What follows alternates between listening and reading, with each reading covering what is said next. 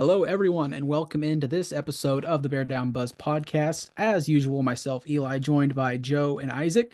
Gentlemen, once again, time to preview a NFC North matchup. This time, the Chicago Bears taking on the Detroit Lions, who are injury riddled to say the least. And Joe, we will just start it off. This game taking place at Soldier Field. As always, you can go ahead with the Bears side of things on the injury report.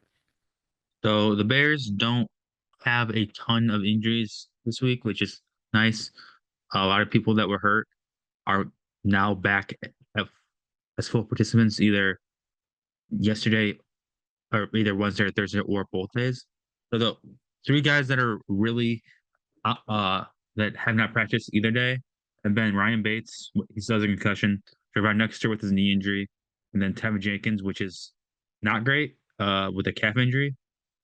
That probably points to the fact that he might not play on Sunday, which I mean, we kind of I know the Lions are decimated up front, but having Tevin still would definitely help. And also, it'll if he misses, I'm pretty sure that'll be his second full game miss of the season, which I know we've talked about it a lot, but uh, he like him playing will help him maybe get a contract. I think we all said that we kind of think we should move on from Tevin, but again, who knows what Ryan Poles wants to do.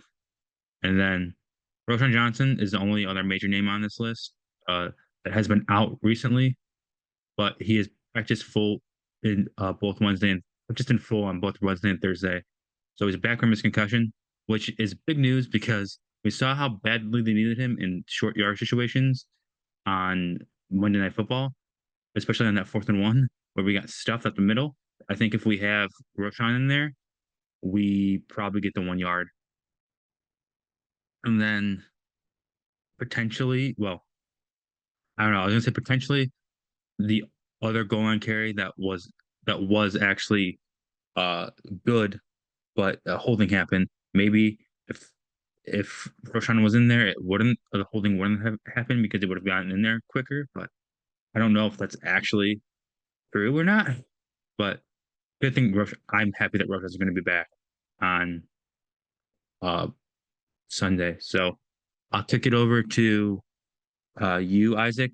How do you what do you think of this Bears injury report? So I'll start with the guys who are healthy.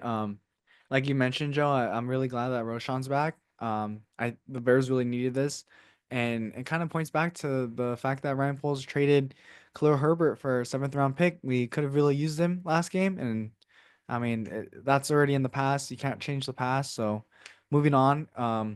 Tevin Jenkins, all three of us are kind of in agreement on this one that we don't think the Bears should resign him. And we do all kind of agree that if Tevin Jenkins were to be open to taking a team friendly deal, then we would be on board for it. But at the end of the day, we really need guys who are available. And Jenkins just, I mean, this year it's been pretty good for him. He only missed, I think, like you said, Joe, like one other game besides this game, which he would likely miss because he hasn't practiced this week.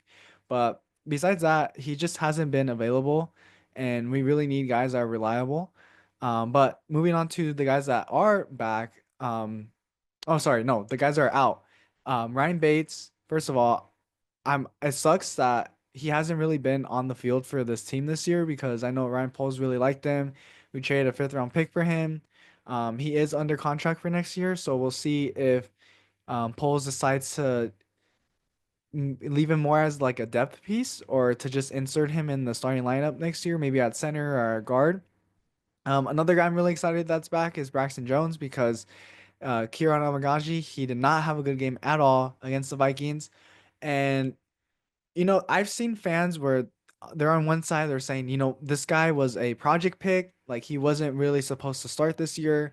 But he has a lot of traits that make him the reason why he was drafted in the third round was because he has a lot of those special traits. But for me, it's like we we're not really in a position to draft players like that. We need players that are able to play now and to be good right away. And it's just mind-boggling because I've seen other rookie offensive linemen do so well this year. I pointed it out on the other podcast, but Zach Frazier, the center for the Pittsburgh Steelers, he would have been such a nice addition to this Bears team. Dominic Pooney, the right guard for the San Francisco 49ers, that guy's a stud. And there's a couple others, but the fact that Poles decided drafting a project tackle that wasn't really supposed to start in the third round this year, it's a little frustrating to see, but I'm just glad that Braxton Jones is back. And then with Jervon Dexter, it sucks to see that he hasn't been able to come back yet. He's been having a really nice season for us so far. So hopefully he could have a speedy recovery, and then maybe he'll come back next week against the Seattle Seahawks. So I'll pass it over to you, Eli, and give us your thoughts on this Bears injury report. Yeah, from what it looks like, I agree with you. A big one, Brian Bates not being available again, most likely. Gervon Dexter not practicing on Wednesday or Thursday is a big one. But I did think that Jonathan Ford filling in from the practice squad, I think he came over from Green Bay. I think he did somewhat of a decent job in place of Gervon Dexter. So it's encouraging to have a little bit of depth there in a position that's uh, pretty thin right now with Andrew Billings being on IR. Um, and then, as you mentioned, Tevin Jenkins is another big one. If he can't go, then we've seen the carousel that this offensive line has been for the season, and especially at the interior position there on the offensive line. And then getting Braxton Jones back, as as you mentioned, will be huge just because we've criticized him in the past, but he is the best left tackle on our squad. So when he's healthy, he plays decently well. I've always been in the mindset that he's a good left tackle to have if you don't have a great left tackle. He's not the most impressive. He gets beat by the bull rush every now and then, but he's a serviceable left tackle for what we've got right now. But yeah, very encouraging to see him back. And then Daryl Taylor and Roshan Taylor, a great depth piece for us in that rotation, and then Roshan, obviously, as you mentioned, Joe, the short yardage situations going to be good to have him back. But I will transfer over, unless you guys have anything else with these Bears injuries, to the Detroit Lions. It as I mentioned in the intro, a laundry list of injuries, and we won't go through all of them, but just speaking for their injury reserve, leading the league by far in members on their IR right now. I believe it's at like 21 or 22, um, including big names like Aiden Hutchinson, obviously going out with a gruesome leg injury earlier in the year. Aleem McNeil, a recent addition, and then a big one in the run game. David Montgomery recently um, confirmed to be on their IR as well with an ACL or MCL, I believe, as we kind of talked about beforehand. But we'll kind of start there. Joe, I'll get your thoughts first. You saw a report that David Montgomery might be back sooner than people think. I'll toss it to you over there on your thoughts on the whole David Montgomery situation and everything that you have to say. Yeah, so Monty is technically not on IR yet. It was reported on Monday that he was going to IR, but he's not been placed there yet. Apparently, according to I think it was Ian Rappaport I saw today, Monty got a third opinion on his MCL injury, which it's crazy to me. It's like you get two no's from two doctors, and maybe you'll get lucky, and the third doctor says, "Yeah, you'll be back," which is what happened. But at that point, you already have a 66% no rate. Why are you coming back? Potentially, you're gonna probably most likely injure yourself more. And yeah, I mean the Lions, he's the reason the Lions running game works with Amir Gibbs because he's the power, Gibbs is the speed. Um, but I wouldn't have him. I just wouldn't come back if I myself had torn my or injured my MCL and was told by two other doctors that I probably shouldn't be coming back. Like I get that he's a competitor and all those players want to play, but just in my opinion, you shouldn't. If two people tell you no, it's probably should just be no. Not go look for a third person and they'll tell you yes, and then be like, "Oh, I can be back." I mean, uh, how effective is he even going to be if he comes back? Because he's going to be running on an injured leg, and any smart defensive coach is going to tell them, "Hey, go attack his injured leg. See how long he can stay in this game." Um, and like I said, that's probably going to end up with him having even more damage to that leg. And with probably an even longer recovery, which I hate to say because I like Montgomery a lot. I know he's a Lion, but he was a Bear first, and I didn't like the fact that the Bears got rid of him. I thought that was a dumb move, and we've seen over the past 3 years that yeah, that was a stupid move. Um, because he's a really good running back. So just I don't understand why he's going to do this. He not even going to, but he got a third opinion, and now he's saying now people are saying he can come back. This doesn't make sense to me. Other than that, the Lions do have a very long list of actual injuries that, besides on the IR, they're missing a bunch of people just hurt too, which isn't it makes it easier, makes it more winnable for the Bears. Doesn't mean the Bears are going to win. They haven't won in 8 weeks, and they don't really have any momentum. So like, uh, yeah, it's going to be hard no matter what. And the Lions need to win this game. But yeah, that the Monty injury is definitely a big one, a big new one. And then uh the Aiden Hutchinson injury has been big all year.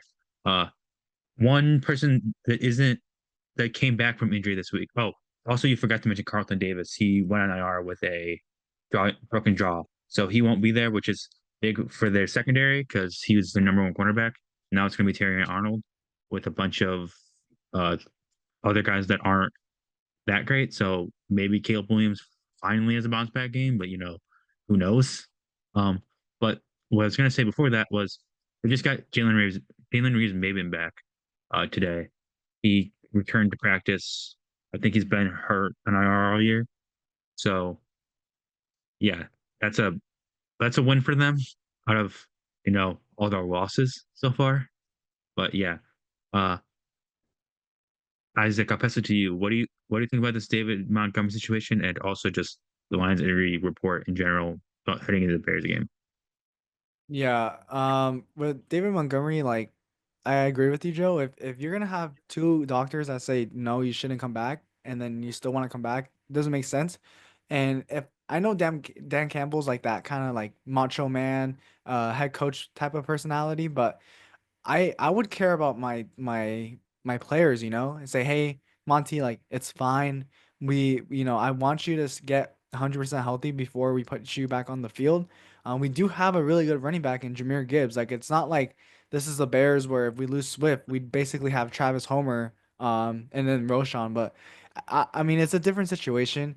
And the thing with the Lions with like all the injuries is I'm not saying this because I'm a Bears fan and the Lions are in my division, but I think it's gonna be harder than people expect for the Lions to reach the Super Bowl this year, and it's because of the injuries. Like the Lions are an extremely talented team, but with so many injuries, it's gonna be hard to go against teams like the Eagles or even the Packers, like in the playoffs. It's gonna be hard. It's playoff football is different. It is really different, and it comes down to one thing is injuries. Like if the healthier team is usually gonna win because all the playoff teams are usually pretty good, except that one team that won the division that's like 8 and 9. But besides that, like it's gonna be tough for the Lions. I don't know if they're gonna necessarily make the Super Bowl this year just because of all the injuries. And if they do, then they do. But I'll toss it over to you, Eli, and give us your thoughts on the David Montgomery injury and the Lions injuries in general.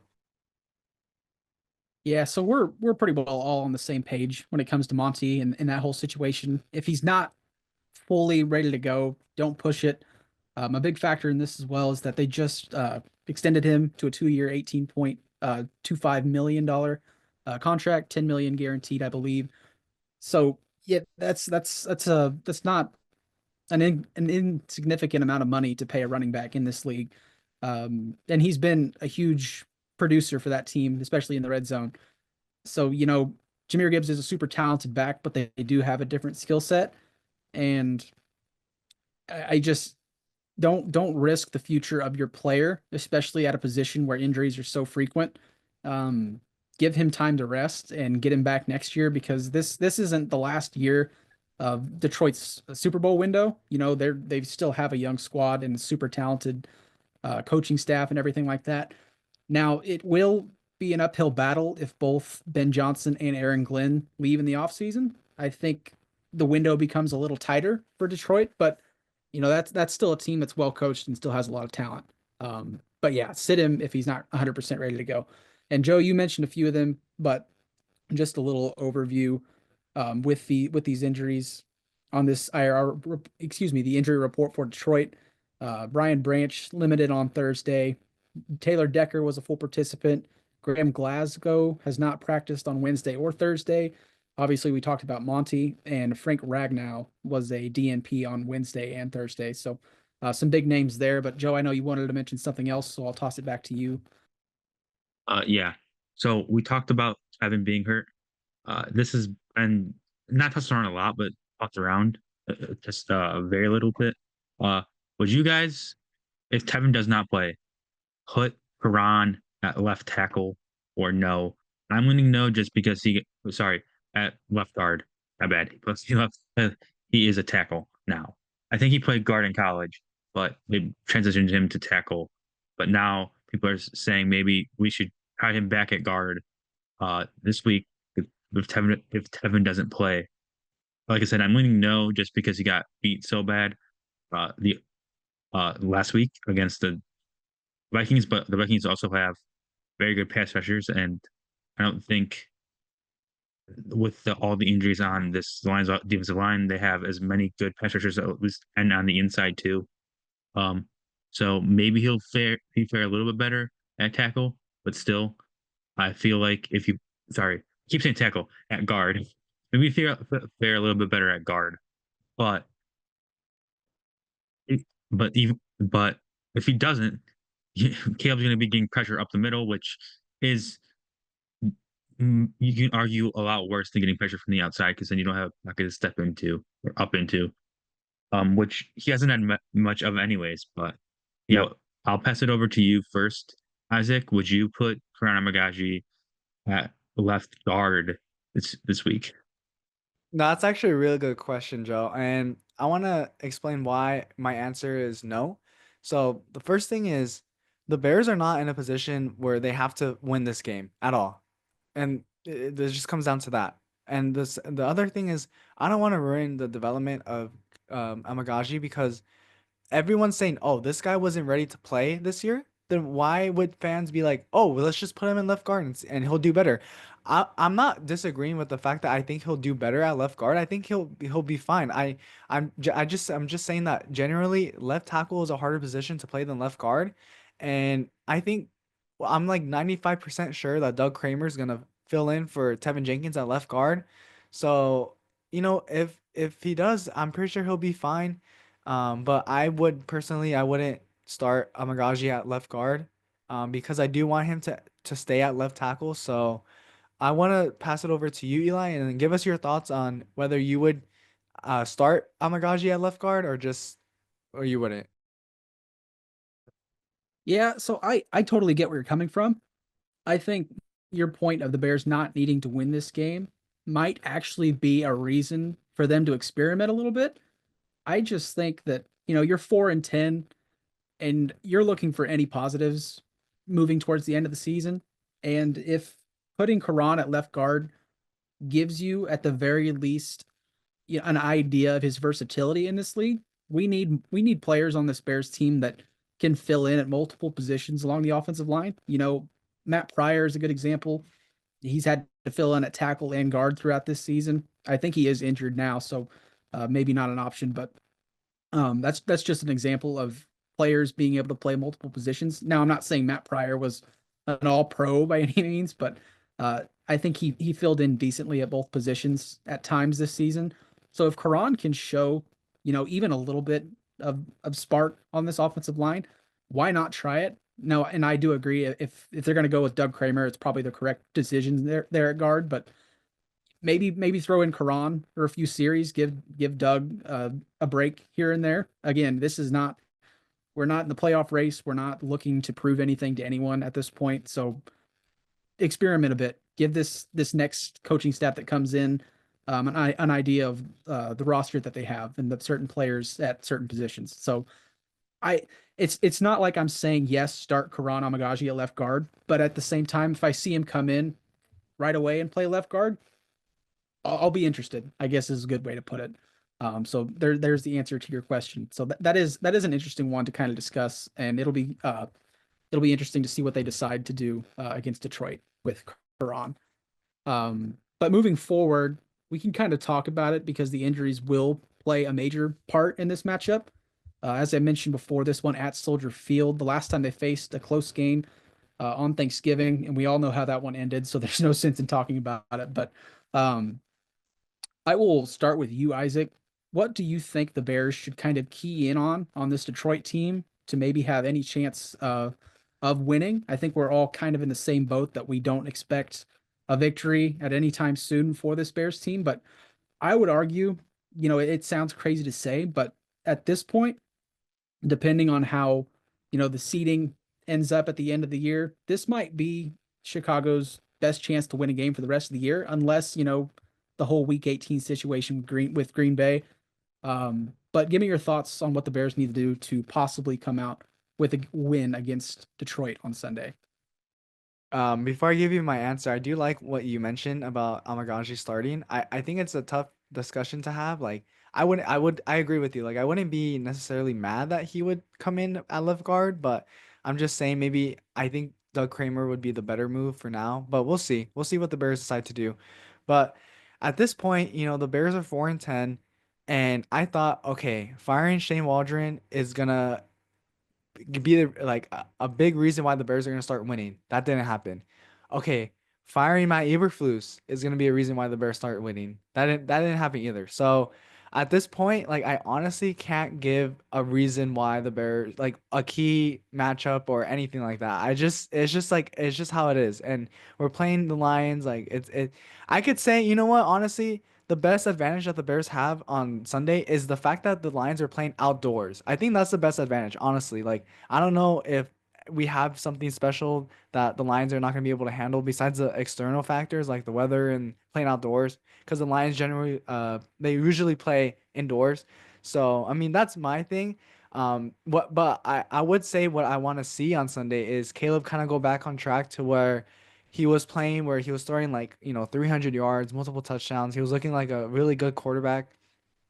Just because he's kind of looked like he lost his confidence against the 49ers, against the Vikings. It's been tough. It's been grueling on him, both mentally and physically. So hopefully, on Sunday against the Lions, it could look a little better. But that's basically my thoughts on this game. And then I'll toss it over to you, Joe, and you give us your thoughts on the matchup against the Lions. Yeah, yeah, I totally agree with you. I can't really give you keys to victory because I don't think they're going to win. But like you mentioned, the weather thing is a big factor. Now, Detroit or yeah, Detroit, they would are from Michigan. So logically, if you're a good coach and Dan Campbell is a good coach, you'd think they at least practice outside this week before they come to Chicago because that'd be smart. And Detroit's also cold. So like they should be equipped for at least a cold. But the one thing that you can't really be equipped for is that lakefront wind uh, for special teams. So that might become a big factor in this game for their punter, who usually doesn't see the field, but maybe the Bears stop the lines a couple times and he sees the field, and also their kicker. That could be a factor for the kicker. And both obviously our guys know well. I don't think um, Coach Taylor doesn't know the wind as well as Santos does because Santos has been here for 2 years.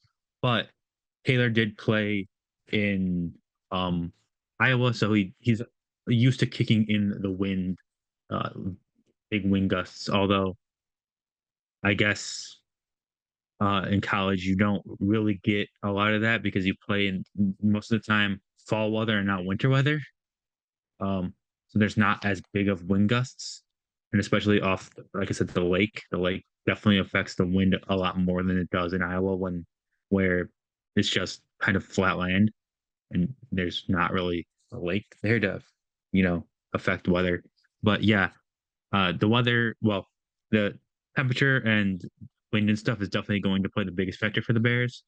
And then like Eli mentioned, we have played this team close the past two times we played them.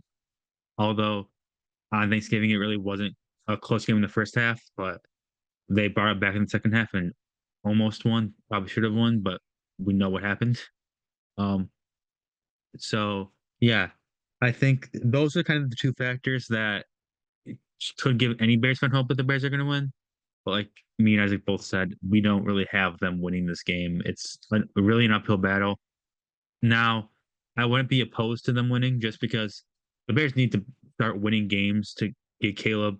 So Caleb knows what winning feels like in the NFL. I know we've won 4 games, but you know, being on an 8-game slide is not fun for anybody, the fans, the players, and I know Caleb wants to win, and I bet you all of them want to win a game. So if they can somehow steal this game and win, uh, I'd be very happy. Like I said, I don't think it's gonna happen, but we'll see. Uh, Eli, if you have anything else to add on keys or anything that we said about the weather, um, go ahead.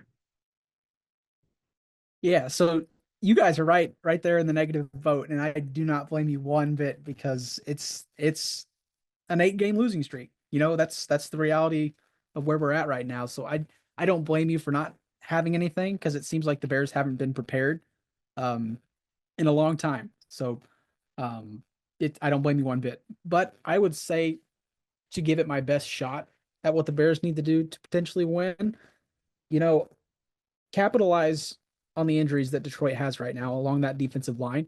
It's been an uphill battle all year trying to get this Bears run game started, but you know, try to get an advantage in the trenches. That's something the Bears haven't had most of this season.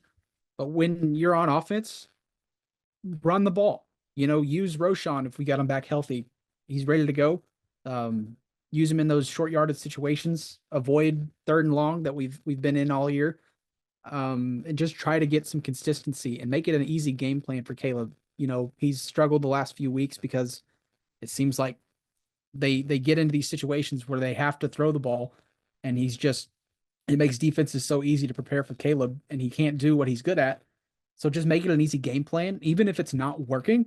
Keep doing it. We can't just run the ball for 3 series and then be like, well, it's not going to work. We're going to have Caleb throw 30 plus times a game. Just even if DeAndre Swift ends up with 2.8 yards per carry for the matchup, just keep running the ball because it's something we've seen all year that, early in the season, everybody was on Swift for his performance, but every now and then he'll burst a run outside of the tackles for 30 plus yards and it'll provide a spark. Now, in games past, he's done that and we stall in the red zone, but just keep running the ball. That's all you can really say. And then, as you mentioned, Joe, earlier, Carlton Davis being out, attack Terrion Arnold. I think he's a talented player, but rookie cornerbacks need to be the game plan. Um, just keep throwing it his way, even if it ends up not benefiting the Bears. Attack the weakness there in the secondary. It's that's as simple as I can put it. Just target the weak spots on this defense right now. Um, and another thing that Joe just brought up, actually, that I didn't know, Arnold has the most defensive pass interference calls in the NFL this season as a rookie. So that's definitely another aspect that the Bears need to key in on. And any competent franchise would do that in a matchup like this, but it will be remain to be seen if the Bears key in on that. But that is a huge part of this that I think they should game plan for. But with that being said, do you guys have anything else regarding the keys to this matchup? I know you guys didn't have a lot, and a lot of what I'm saying is just, pure easy to say football. Like, it's just common sense football. Do what you need to do to attack key weaknesses on this defense for Detroit right now. But I guess we can kind of get into the whole Ben Johnson conversation because obviously he's been a hot commodity when talking about this head coaching search. This will be a chance for us to see what an offense looks like that isn't at full strength for a team. And I guess it's not apples to oranges, but maybe this Detroit squad banged up is kind of what this Bears offense looks like right now. Now, obviously, again, it's not the same situation, but maybe it'll give us an opportunity to see what Ben Johnson looks like when the cards aren't all in his favor. Does he adapt well? And we've seen flashes of that through the last 2.5 years, but I think this will be a good lesson for a potential new head coach for the Bears in Ben Johnson. Let's see how he reacts to banged up offense. I'll toss it to you, Joe. What do you want to see from Ben Johnson in this matchup that will make you feel better about him as a candidate? Honestly, I want to see. This is gonna sound weird because he's a great play caller, but like better play calling because that first game he totally like went away from the run in the or the second half, which makes no sense. The Bears can't stop the run. You were winning 16-0. Keep running the ball, even if you're not, even if it's not breaking for long gains, and even if it's like, I mean, you were breaking 10-yard gains because that's what the Bears give up. But sometimes they were only getting like 3 to 5 yards. Still good. Continue doing that. Run the clock, and you would have the Bears wouldn't even been in that game on Thanksgiving because they would have continued running. But for some reason, I don't know if it was Ben Johnson or Dan Campbell, because Dan Campbell likes to put his confidence in his players. They were continuing to throw the ball, which did not work because the clock was stopping because the passes were going incomplete. So like I want to see smart play calling, uh, more like game sense, uh, clock management, better clock management, I guess is the way to put that. And then I don't know. I mean,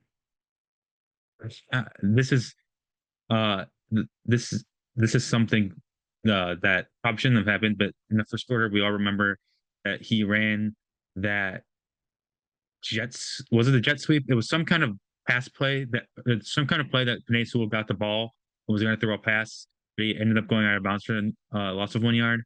Um, yeah, I mean, that was a big middle finger to the Bears because we aren't good. But like, I get it.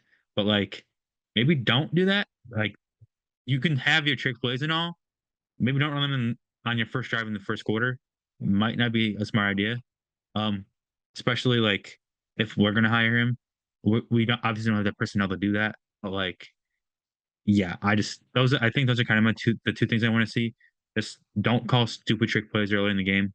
Maybe call them later in the game when you're well, I guess at that point, well, if it was the first drive they weren't winning yet, they were about to be winning. But later in the game when you're up more, you call those. And then better clock management because he didn't have great clock management in the first game. I'll pass it to you, Isaac. What do you want to see from Ben Johnson this week to make you more confident in him as a play caller, even though I'm pretty sure we're all pretty confident in him as a play caller? So in video games, there's shooter-based video games. There's a concept where some characters, let's say they start shooting their gun, and it gets to a certain point when you keep on shooting it, and then there's a cooldown. So if you keep on, if you're consistent, you're never gonna reach that where you have to have that cooldown for a couple seconds. So what I'm getting at is with Ben Johnson, I want to see consistency in the play calling, like Joe mentioned. If you're doing a couple pass plays and they're working, go back to the run. And I know that the pass plays are working, but having a good run game opens up the pass game. So I want to see consistent play calling where it's like couple passes, couple runs, kind of mix it in because like I said, having a good run game opens up the pass game, and having a good pass game opens up the run game. If you're gonna be a team when you watch the Bears this season, they're doing too much passing, which is weird to say because for the past couple seasons, the Bears have been a really run first team, and we were one of the best run offenses in the NFL until this year. But that's what I want to see from Ben Johnson because I don't want to have a head coach that does a bunch of pass plays or a bunch of run plays and kind of abandons the other one. It's kind of yin and yang. Like I want consistency with that. That's basically the main thing I want to focus on for Ben Johnson. And if he does that, I mean, he's done a good job, but it would make me a lot more excited if he were to do that against us on Sunday. But I'll toss it over to you, Eli, and you give us your thoughts on what you want to see from Ben Johnson on Sunday. Yeah, I like the cool down analogy you did there. It makes a lot of sense when you think about it. But yeah, I agree, Joe, with the whole trick plays thing. It almost kind of gives you, flashbacks to Matt Nagy. He had a little bit of that in the Bears playbook, and it did work at times, but a lot of times it did not work. So if he wants to bring that over to Chicago, Yeah, let's see it in moderation, and let's see it at points in the game when you really need a big play and it's not expected. It's worked out several times for them. I know last week they threw a touchdown pass to Dan Skipper. Um, and at different times of the year, it's not worked out, as we kind of mentioned with Panay Sewell in that first Bears matchup. But yeah, I agree. Just if you want to bring it, make sure that it's used at a good time. So maybe not against Chicago this week. We're already down. Don't kick us when we're down. Um, but with that being said, I guess yeah, I agree with you, Isaac. Consistency is a major part in this. We don't need uh, Ben Johnston to try and do too much. This, as you mentioned, Joe, earlier in this episode, this is a game that Detroit needs to win just because it's a three-way race right now for that first seed between obviously Detroit, Philadelphia, and Minnesota right now, all at 12-2. Dropping that game against Buffalo last week was huge for playoff implications right now. And for as banged up as a squad as Detroit is right now, if they can limp to the playoffs, obviously they're going to make the playoffs, but if they can limp to the first seed and get a first round bye, that would be huge for their chances in this postseason.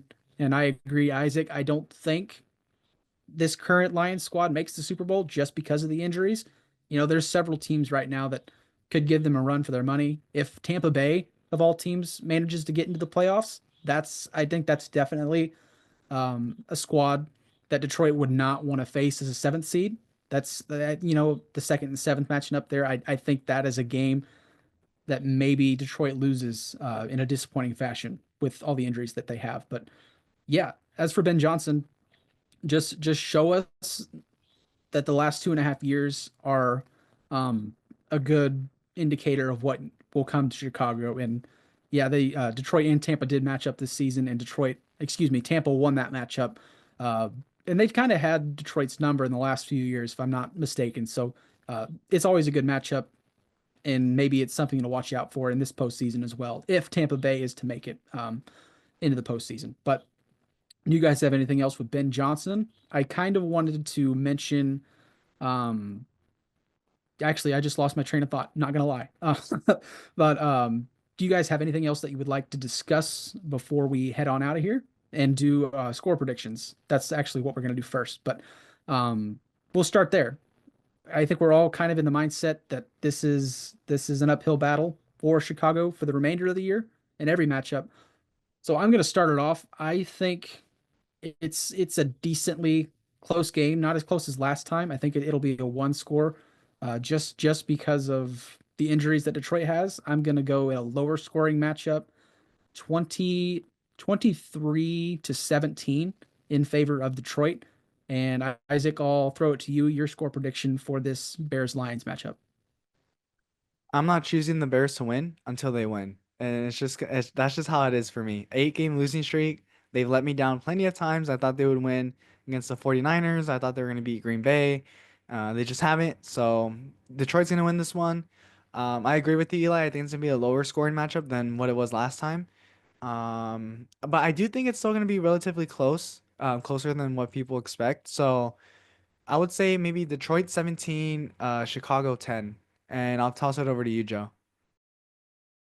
Yeah, like you said, I'm picking the Bears. Well, right now I'm not picking the Bears to win, but that also could change in Week 18 when they play the Packers. If the Packers are clinched and don't have any way they can move up positioning, because the Packers are probably going to start uh, backups, and in that case, the Bears will probably win. But we'll get to that when we get to that. I have the Vikings. Sorry, I have the Lions winning this game. I like both of you guys' score predictions. The original thinking 21-14, but a lot of and the NFL games don't usually end uh when they're one scores. They typically don't end it with it being 7 point differences. It's usually like a 3 or 2 point difference, or four between 2 and 4 point difference. So I guess I'll go 21-17. Although I could definitely see it being a whole touchdown difference this week. Um. So yeah, Lions. All right, so that's pretty well where all of our headspaces are at. Isaac, I like that you said don't pick them until they win because that's just the way it is right now. But we will move on to the other NFC North matchups this weekend. Vikings Seahawks in the late afternoon slate. This is an interesting one. In weeks prior, if this game had taken place in like week 8 or 9, I think maybe I would have taken Seattle. But I think we mentioned it in previous episodes. I think Minnesota has kind of figured out a lot of things on both sides of the ball. So give me the Vikings to handle this one pretty easily. I thought the Seahawks Packers game was going to be a lot closer than it was, and Green Bay just made them look embarrassed in that matchup. So give me the Minnesota Vikings to win this one 27-14 in favor of the Vikings. Joe, I'll toss it to you on this one. What do you think, Vikings Seahawks? This is a very, very important game for playoff seeding and stuff. Because if the Vikings lose, they're not 10-3. They'd be it's week 15. They'd be 11-3.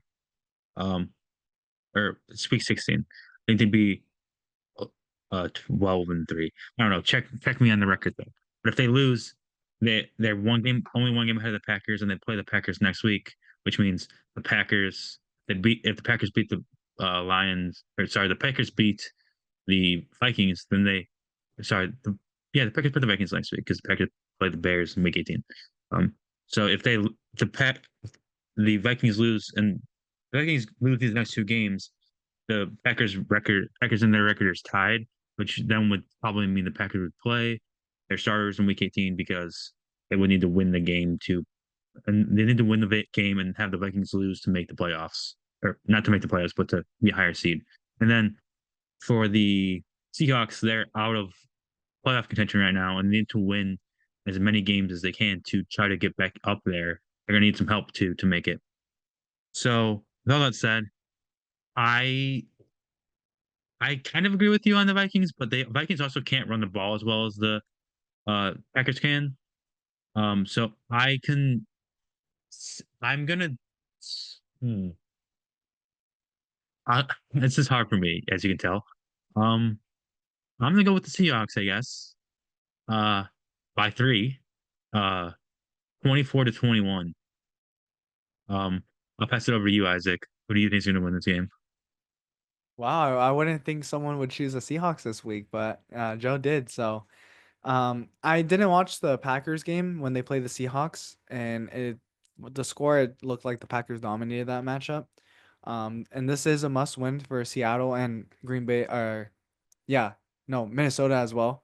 But I'm gonna choose the Vikings because I agree with Eli. I think I mean, I honestly thought the Vikings were gonna be in last place this season, and they're obviously not. We are, so I doubted them, and they proved me wrong. So, I just think the Seahawks aren't gonna make the playoffs. I think they just aren't able to come together.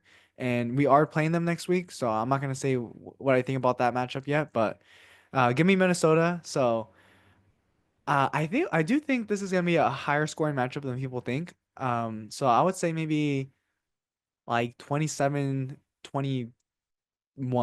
Minnesota. Yeah, I like that.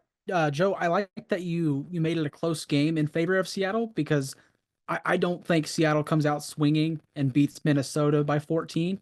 I think if they do win, it's gonna be in the final moments on a field goal type of game. So I do like that. I don't think Seattle's any slouch. I just think Minnesota's rolling right now. So that's where my headspace is at. Now, when it gets to the postseason, I don't think Minnesota has a chance. I just think they are the team that every year they get there and it just all falls apart for some reason. So that's an entirely different conversation. But uh, we'll move on to the next NFC North game this week. Saints Packers on Monday Night Football. I've got the Packers just handling business with this one. You know, the Saints started off hot this season, and it was almost like insanity because they went 2-0, and everybody thought Derek Carr was an MVP candidate, and it just fell off the rails ever since. So give me the Packers to roll against the Saints.